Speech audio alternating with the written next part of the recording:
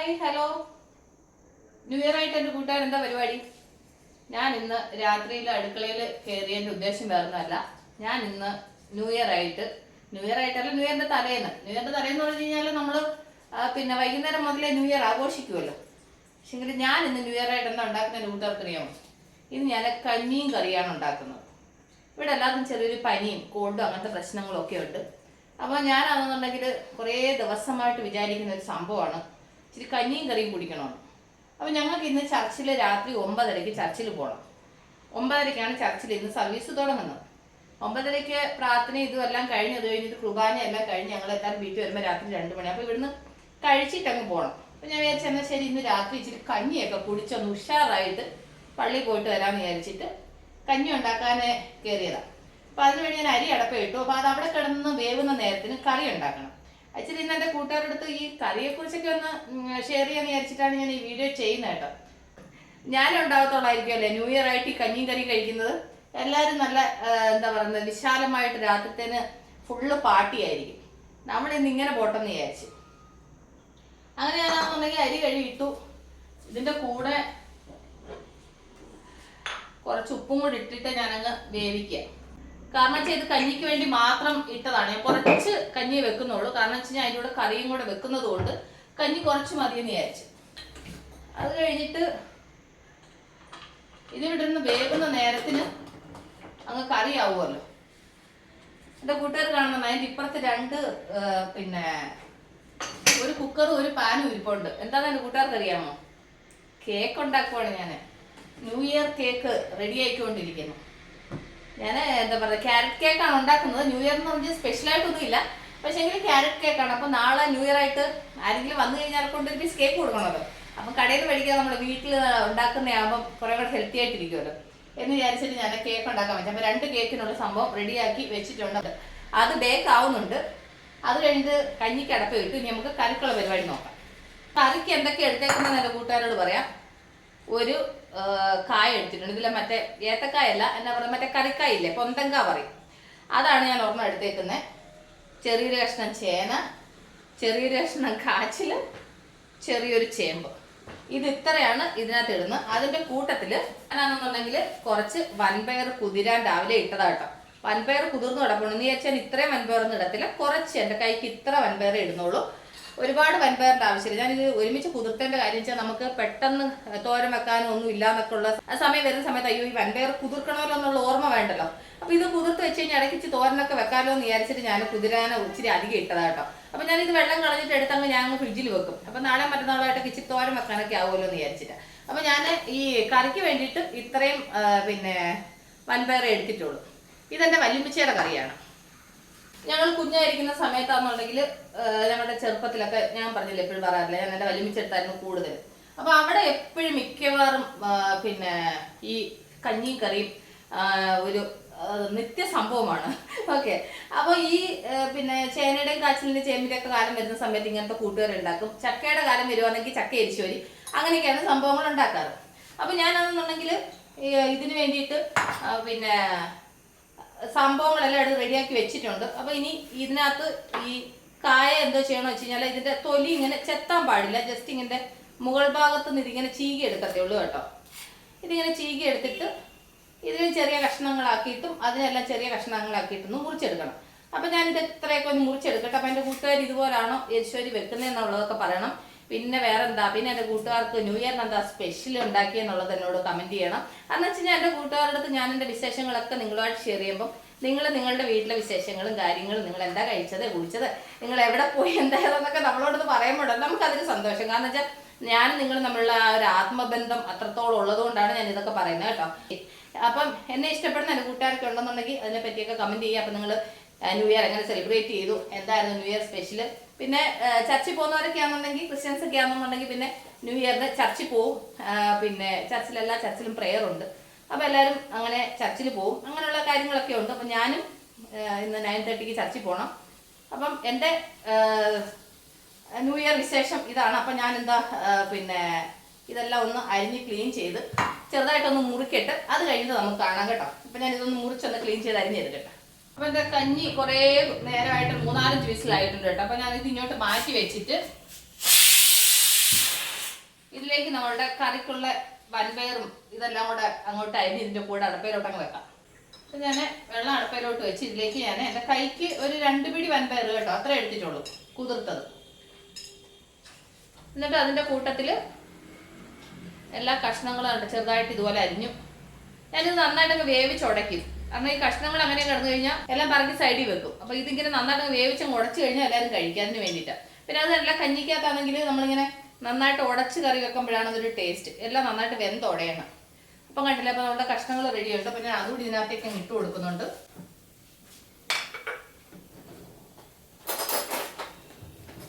എന്നിട്ട് ഇതിലേക്ക് ഞാൻ അങ്ങനെ ഉപ്പും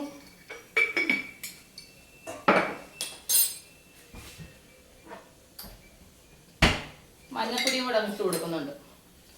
ഒരു 1/4 ടീസ്പൂൺ മഞ്ഞപ്പൊടി. ഇനിയിപ്പോൾ നമ്മൾ അരപ്പരയ്ക്കുമ്പോൾ അതിൻ്റെ കൂടെ നമ്മൾ കുറച്ച് മഞ്ഞപ്പൊടി അരയ്ക്കും. അതുകൊണ്ട് പിന്നെ 1/4 ടീസ്പൂൺ അരച്ചു. ഇനി നമുക്കിത് അടച്ചു വെച്ചങ്ങ് വേവിക്കാം. അപ്പോൾ അതവിടെ നിന്ന് വേവിട്ട് കഞ്ഞി വെന്തു, കറിക്കുള്ളത് വെന്തുകൊണ്ടിരിക്കുന്നു. പിന്നെ എൻ്റെ സൈഡിൽ എൻ്റെ കേക്ക് റെഡി ആവുന്നുണ്ട്. പിന്നെന്താ, അത് കഴിഞ്ഞിട്ട് ഇനിയിപ്പോൾ ഇതിനുള്ള അരപ്പങ്ങ് റെഡിയാക്കണം. അപ്പോൾ ഇതിന് ആക്ച്വലി മെയിനായിട്ട് എന്താണെന്ന് വെച്ച് കഴിഞ്ഞാൽ കുറച്ച് പിന്നെ തേങ്ങ കുറച്ച് കൂടുതൽ വേണം, അത്രേ ഉള്ളൂ. ഈ കറിക്ക് എന്ന് വെച്ച് കഴിഞ്ഞാൽ കൊണ്ട് വെച്ച് തേങ്ങയൊക്കെ ഒന്ന് വറുത്തൊക്കെ ഇടുമ്പോഴാണ് അതിന് പ്രത്യേക ടേസ്റ്റ് വരുന്നത്. അപ്പോൾ ഇത് വേവുന്ന നേരത്തെ ഞാൻ കുറച്ച് തേങ്ങ ഇനി തിരുമ്മി എടുക്കട്ടെ.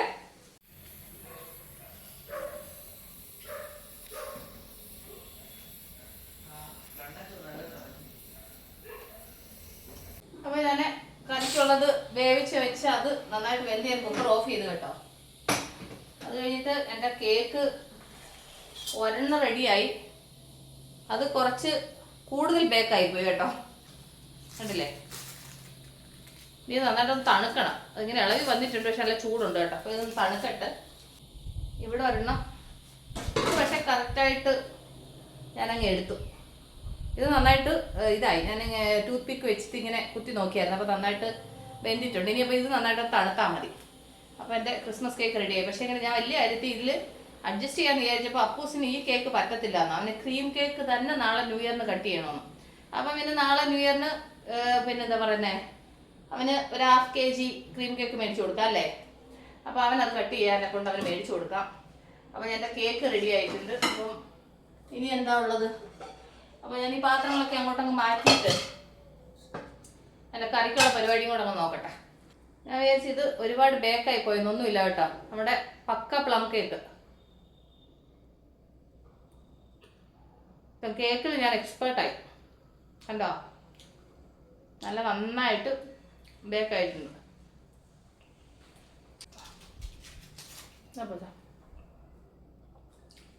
അപ്പം എൻ്റെ കൂട്ടുകാർക്ക് അഡ്വാൻസ് ഹാപ്പി ന്യൂ ഇയർ. നാളെ ഞാൻ ഹാപ്പി ന്യൂ ഇയർ പറയും, എന്നാലും ഇന്ന് അഡ്വാൻസ് ആയിട്ട് ഹാപ്പി ന്യൂ ഇയർ പറഞ്ഞത് കേട്ടോ. ഇതിൻ്റെ ഇടയ്ക്ക് മറന്നു പോയാലോ എന്ന് വിചാരിച്ചിട്ട് പറഞ്ഞതാണ്. അതിൻ്റെ ഇടയ്ക്ക് അച്ഛൻ വന്ന് അച്ഛൻ പാല് മേടിച്ചിരുന്നു. അപ്പൂസ് അങ്ങനെ പാലെടുത്ത് മറക്കാതെ ഇട്ടങ്ങ് ഫ്രിഡ്ജിലോട്ട് വെച്ചാൽ വെളിയിലായി കഴിഞ്ഞ് പിന്നെ മറന്നു. അത് കഴിഞ്ഞിട്ട് അവന് അച്ഛൻ വന്ന സമയത്ത് എന്തോ മേടിച്ചുകൊണ്ട് വന്നു. അപ്പോൾ അത് എടുക്കുന്ന തിരക്കില്ല കേട്ടോ. ഞാൻ വീഡിയോ എടുക്കുന്നത് കണ്ടില്ല, ഇപ്പോഴാണ് കണ്ടത്. ഓക്കെ, അപ്പം ഉഴുന്നുവടയും അതുപോലെ തന്നെ ഏത്തക്കാപ്പം മേടിച്ചിട്ടുണ്ട്. പക്ഷേ അച്ഛനാണെങ്കിൽ വന്നുകൊണ്ട് ഒരു പീസ് കേക്കൊക്കെ എടുത്തുകൊണ്ട് കഴിക്കാനിരുന്നു. അച്ഛൻ ക്ഷീണിച്ച് വന്നതാണ്. അപ്പോൾ ഞാനും ഒരു പീസ് പിന്നെ വട കഴിക്കാമെന്ന് വിചാരിച്ചിട്ട് ഞാനും വട കഴിക്കുക. കാരണം ഇത് എപ്പോഴും കിട്ടുന്ന സംഭവമല്ല. അതിൻ്റെ കൂട്ടത്തിൽ വേറൊരു സാധനങ്ങളുണ്ടായിരുന്നു കേട്ടോ. വേറൊന്നുമല്ല, പഴംപൊരിയാണ്. കിട്ടിയില്ലേ എന്നാ നോപ്പിക്കൂടെ പൂസ്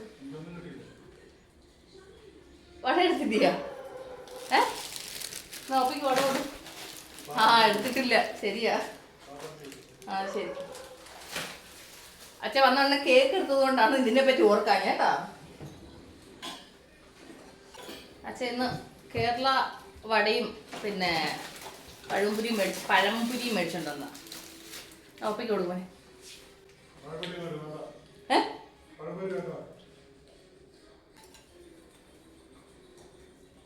അപ്പൊ ഞാനിത് കഴിക്കട്ടെ. അപ്രതീക്ഷിതമായിട്ട് കിട്ടിയതാ കേട്ടോ, പ്രതീക്ഷിച്ചില്ല. അപ്പൊ ഞാൻ കറിക്ക് അരയ്ക്കാൻ വേണ്ടിയിട്ട് കുറച്ച് തേങ്ങ എടുക്കുന്നുണ്ട്. തേങ്ങയുടെ കണക്കൊക്കെ അത് കൂടിയാലും കുറഞ്ഞാലും വെച്ച് കുഴപ്പമൊന്നുമില്ല കേട്ടോ. അപ്പൊ ഞാനാണെന്നുണ്ടെങ്കിൽ ഇത്രയും തേങ്ങ എടുത്തിട്ടുണ്ട്. ഇനി കുറച്ച് തേങ്ങ ഞാൻ വറുത്തിടാൻ വേണ്ടി സെപ്പറേറ്റ് എടുത്തിട്ടുണ്ട് കേട്ടോ.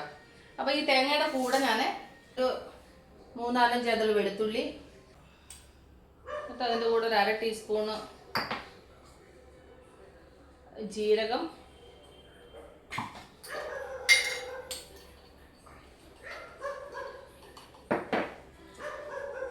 ഒരു ടീസ്പൂൺ മുളക് പൊടി.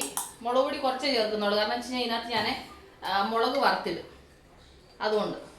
പിന്നെ മഞ്ഞൾപ്പൊടി ഞാൻ ഓൾറെഡി വേവിക്കാൻ നേരത്ത് ചേർത്തായിരുന്നു, അതുകൊണ്ട് ഒരു 1/4 ടീസ്പൂൺ മഞ്ഞൾപ്പൊടി കൂടെ ചേർക്കുന്നുണ്ട്. ഇനി ഇത് ഇത്രയും കൂടെ ഒരുപാട് നൈസായിട്ട് അരയ്ക്കേണ്ട, ഒരു മീഡിയമായിട്ട് അരച്ചുകൊണ്ട് വരട്ടെ. അപ്പോൾ ഞാൻ വേവിച്ച് വെച്ച ഇത് പിന്നെ ചേമ്പും ചേന ഇതെല്ലാം നന്നായിട്ട് വെന്തിട്ടുണ്ട്, കണ്ടില്ലേ? ഇപ്പോൾ നന്നായിട്ടൊന്ന് ഉടയ്ക്കണം. എന്നിട്ട് അതിൻ്റെ കൂടെ ഞാൻ കണ്ടില്ലേ അതിന് അരപ്പും അരച്ചുകൊണ്ട് വന്നിട്ടുണ്ട്. അപ്പോൾ നന്നായിട്ടൊന്ന് ഉടച്ചിട്ട് ഈ അരപ്പൊടിയുടെ കൂടെ അങ്ങ് ചേർത്ത് കൊടുക്കണം. എന്നിട്ട് ഞാൻ അതിനെ വേറൊരു പാത്രത്തിലോട്ട് മാറ്റി, കണ്ടില്ലേ നന്നായിട്ട് ഉടച്ചിട്ടുണ്ട്. ഇതിലേക്ക് നമ്മൾ അരച്ച അരപ്പൂടെ ചേർത്ത് കൊടുക്കും. എന്നിട്ട് ഇതിലേക്ക് ആവശ്യത്തിന് വെള്ളം കൂടെ ചേർത്തിട്ട് അങ്ങ് തിളപ്പിക്കണം അല്ലേ. അപ്പോൾ നന്നായിട്ട് മിക്സ് ചെയ്ത് ഇനി നന്നായിട്ടൊന്ന് തിളച്ച് കഴിഞ്ഞിട്ട് ഇതിനകത്ത് കടുകൂടെ വറുത്ത് ചേർത്താൽ മതി. എനിക്ക് ഉപ്പ് കറക്റ്റായിട്ടുണ്ട് കേട്ടോ. ഇത് നടപ്പ് വെച്ച് നല്ലോണം തിളപ്പിക്കട്ടെ. അപ്പോൾ ഇത് തിളയ്ക്കുന്ന നേരത്തിന് ഇതിനങ്ങ് കടു വറക്കാം. അപ്പോൾ ഇതിന് അപ്പുറത്ത് അടുപ്പിലോട്ട് മാറ്റിയിട്ട് ഇതിലേക്ക് അങ്ങ് കടു വറക്കാം.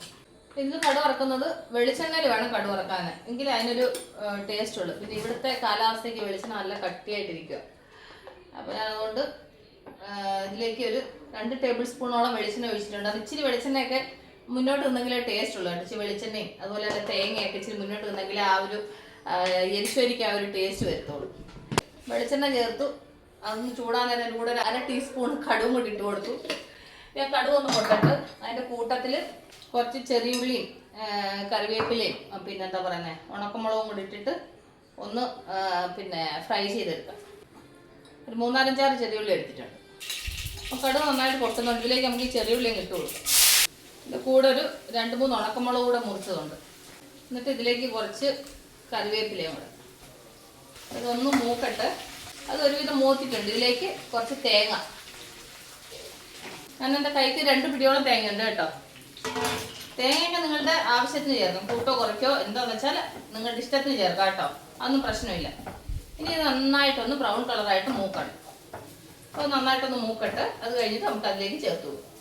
ഇതിലപ്പോൾ നന്നായിട്ട് മൂത്തിട്ടുണ്ട്. ഇനി നമുക്കിത് കറിയിലേക്ക് നമുക്ക് ചേർത്ത് കൊടുക്കാം കേട്ടോ. നമ്മുടെ ഈ എരിശ്ശേരി എന്ന് പറയുന്നത് ഈ ഒരു കൂട്ടിനകത്താണ് സത്യം പറഞ്ഞു കഴിഞ്ഞാൽ ആ ഒരു ടേസ്റ്റ് ഇരിക്കുന്നത്. നമ്മൾ ആ വേവിച്ച് ഉടച്ച് മസാലയൊക്കെ ചേർത്താൽ കൂടിയും ഇത് ചേർത്ത് കഴിയുമ്പോഴാണ് ആ ഒരു യഥാർത്ഥ എരിശ്ശേരിയുടെ ആ ഒരു ടേസ്റ്റ്. ഓക്കെ, അപ്പം ഞാൻ പിന്നെ ഇതിലേക്ക് കുറച്ച് കറിയും കൂടെ ഒഴിച്ച് അമ്മ ചേർത്തു. നമ്മുടെ എരിശ്ശേരി റെഡി ആയിട്ടുണ്ട്. കഞ്ഞി പിന്നെ അപ്പോഴേ ഓഫ് ചെയ്ത് വെച്ചതല്ലേ, കണ്ടില്ലേ? കഞ്ഞി റെഡിയാണ്. കഞ്ഞി കുറച്ചേ ഞാൻ വെച്ചോളൂ, കാരണം ഈ കറി ഉള്ളത് കൊണ്ട് എല്ലാവരും കറി ആയിരിക്കും കൂടുതൽ കൂട്ടുന്നത്, അതുകൊണ്ട് കഞ്ഞി കുറച്ചേ വെച്ചോളൂ.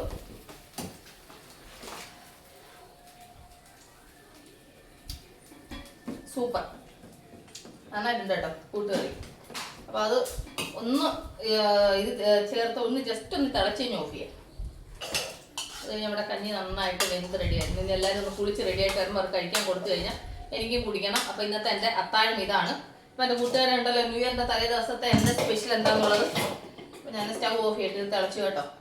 അപ്പോൾ ഇനി എല്ലാവരും വരുമ്പോൾ ഒന്ന് വിളമ്പി കൊടുക്കണം. അപ്പോൾ നമുക്ക് കഞ്ഞി കുടിക്കാം. അങ്ങനെ കഞ്ഞിയും കറിയും റെഡി ആയിട്ടുണ്ട്. അപ്പം കുറേ നാളുകളായി ഇങ്ങനത്തെ കറി കൂട്ടിയിട്ട്. അത്